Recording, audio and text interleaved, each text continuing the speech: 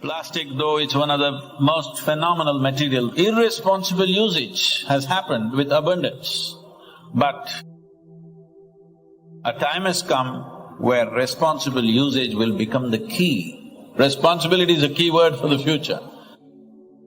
Straws, coffee cup caps, variety of things that we are using. Wherever you see it, if you refuse to use it, that must become your personal policy. But above all, we want the law to take this up, the policy in the nation to take it up, that single-use plastic must be banned. This will not solve all our problems, but definitely this is one responsible act we can do. This is our planet, this is our time on this planet. Let's do the right things. Plastic waste in the most pristine parts of the country, in pure nature, natural environment, where there is no human habitat, but plastics have reached there. It really hits you. Sadhguru is my man. For a very simple reason, he brings together the two necessary perspectives, the change of the individual and the change of society and economics and politics. This is a promise. You are wearing the mask to express that we will not make this little girl suffocate in future. I think in the last few years this awareness has been growing, so we want to make sure everybody, every citizen is aware of this. Today, in over 400 locations across the globe, we have these events going. The Isha Foundation is doing these events across as a part of Rally for Rivers. I would say China is a very unique and a successful experiment of our generation. In the 20th century, probably one of the biggest happenings on the planet is the Chinese people rising above their poverty, rising from the pits of poverty and lethargy into an active force in the world, which is a tremendous thing for any civilization to do. But it is also time that the Chinese people turn inward. The last generation maybe had no time even to think about their joy. But this generation must look at this, because a time has come from simply hard work to smart work has come. The previous generation spent its time in hard work. This generation must do the work in a smart manner. For this to happen, your brain and body must function at its best, and that will not happen unless you know how to be peaceful and joyful by your own nature. In the process of creating the external, if you destroy the internal, then the very purpose is defeated. We are burning the world for nothing if people are not happy in the end. This is the right juncture where, after having achieved a certain level of physical and material well-being, the Chinese people must also invest in their interiority. We must give up this insecurity that inner well-being will bring external lethargy. We must give up that idea, because you know from your experience, only when you're truly joyful, you're willing to do whatever is needed. When you're little depressed, we can't get you going, isn't it? You can't get a depressed person to be active and doing what is required to be done. But a joyful person is always willing to run and do things, not walk. He is willing to do everything possible, bend backwards if it's necessary. So this flexibility has to come into the Chinese people. This flexibility has to come into entire administration of the Chinese nation, because I think it's an incredible achievement that 1 billion people have been taken from the depths of poverty to a certain level of well-being in one generation. This is something that the humanity should be proud of, because never before such a thing has happened. See, everybody can drive a car today, but not everybody can hold the car on the road at 200 kilometers per hour. They'll fly off, because for that you need lot of understanding of how the machine functions. Similarly, if you function at a rudimentary level in your life, everybody will eat, sleep, reproduce and die. But if you want to raise a human being to a higher level of function, then there has to be a more profound understanding and perception of who we are and how we function. So this is what yoga is. If we bring this at an early age, free of all cultural trappings, we can bring it in such a way that it's purely scientific and logically correct way of doing things. If we bring this across the world into every child's life, you will definitely find a more peaceful and joyful adults as they grow up. Why is this important? There is substantial medical and scientific evidence that only when you're peaceful and joyful does your body and mind function at its best. If you want to be successful, your body and your mind should function at its best, there's no question about it. This, at least this much, must happen to every child. If this has to happen, it is important that children do not form strong ideas about anything, that their life remains a possibility to explore their life throughout their life. The aspect of exploration should remain alive. The aspect of having a certain sense of wonder to everything that we see must be there. By believing things, by attaching or identifying with certain ideologies and philosophies, we become dead sure about everything. When we become dead sure about everything, if somebody else believes something else, then clashes will happen. The fundamental aspect of education is to expand our horizon. Unfortunately, it's just working the reverse way simply because we are putting set ideas into children's minds. So yoga will undo that dimension, that it will not allow a human mind to become established in that way.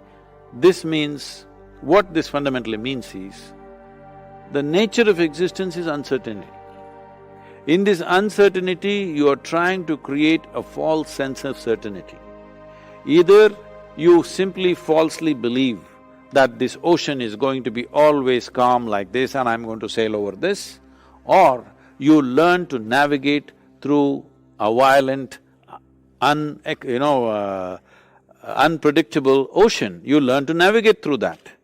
Either you're equipped for it or you're not. So yoga is that aspect which clearly celebrates the uncertainties of life.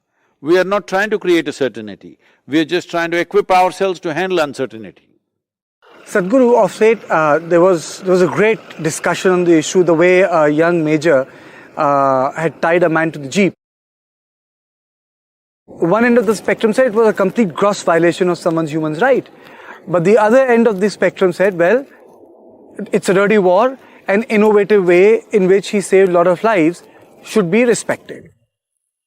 See, a man who… I'm not asking you to take sides. No, I'll tell you. A man who's staking his life, a man who is willing to make his wife into a widow, a man who is willing to make his children into orphans, you leave the judgment to that man how he fights. Sitting in the comfort of our homes, let's not tell him how to fight. It's very easy to talk from here. If bullets are flying around you, then you will make some other kind of decision. So I think that should be left to a soldier how he fights.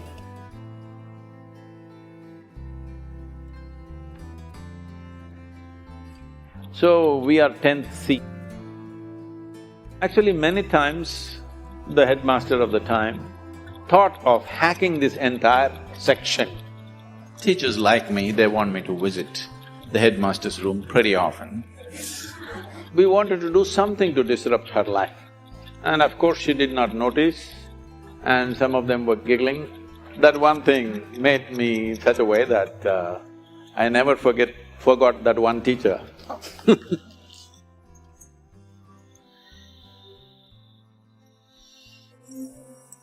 There is one teacher among many that Sri Sadhguru fondly remembers.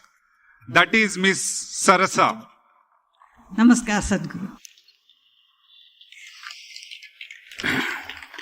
You are back in the campus after almost 50 years. 45. 45 years.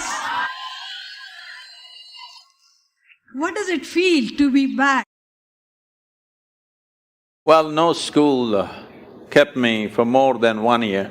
This is one school which kept me for 2 years. So I'm grateful for that.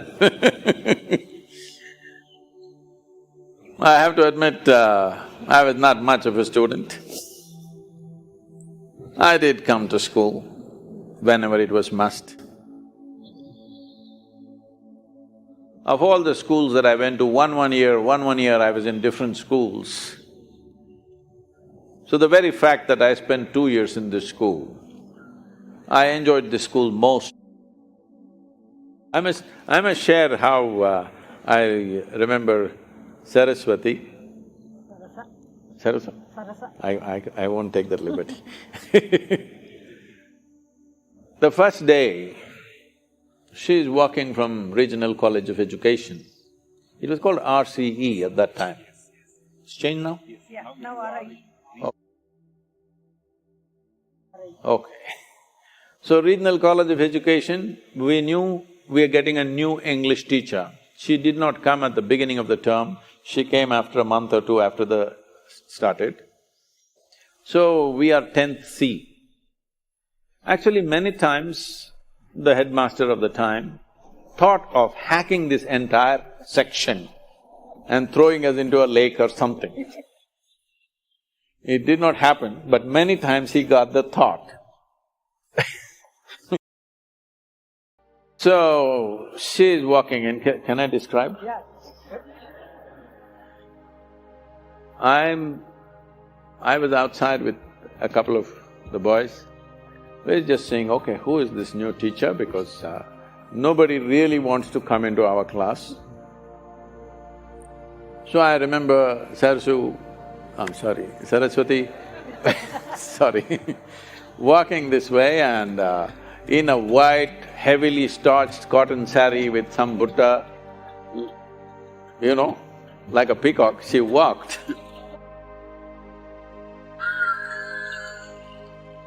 Well, we carefully examined her and we thought, oh, we discussed, and where is she coming from, where is she taught before? No, she just passed and she's coming. Oh, this is it.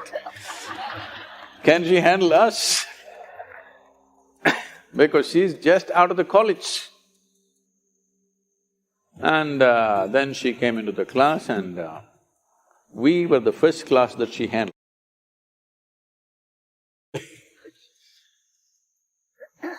And just to probably… as a new teacher, I'm sure she was nervous. As a new teacher wanting to reach out, she walked across the room and she remembers that I was in the last table. At that time it was table and chair, still so? Oh, benches. At that time it was table and chair, we had our own little thing that we could do and so we wanted to do something to disrupt her life. So, talking to the class, she came and probably she wanted to reach out to the last bench and show that she is a concerned teacher. When she came and she was facing the other side and leaning on my table, so I felt inspired. And I opened my pen and let out my pen on her white starched saree, which very readily absorbed all of it. And of course she did not notice, and some of them were giggling, who are here and still giggling. Then she went, probably somebody in the staff room would have told her that there's a big patch of ink. Then in the lunch hour or after lunch hour, post-lunch hour, I was in the classroom, I was called to come to the staff room. I thought one more suspension. Because I don't know, in those 2 years, I think I was suspended at least 6 times. So, I went there, she asked me for my pen, I gave it to her. I thought she's going to confiscate my pen as proof of empty pen. Then she took out an ink bottle, filled it and gave it back to me. I said, "Thank you, ma'am," and went back to the class. That one thing made me in such a way that I never forgot that one teacher. So, there are many kinds of moments in a school. Children should learn to relish and enjoy all that because they don't come back later. Nobody treats you this fondly. Once you grow a proper mustache, when the real one comes, other kinds of things will come to life, but they won't treat you like this. Once the ink goes off and the real thing comes, then they treat you differently. You will miss it. So right now, when still the mustaches are handwritten, you must enjoy the space, you must enjoy the funness, you must enjoy the scolding. Sometimes they pat you on the back when it is necessary, they'll do it little harder, little lower. It's okay.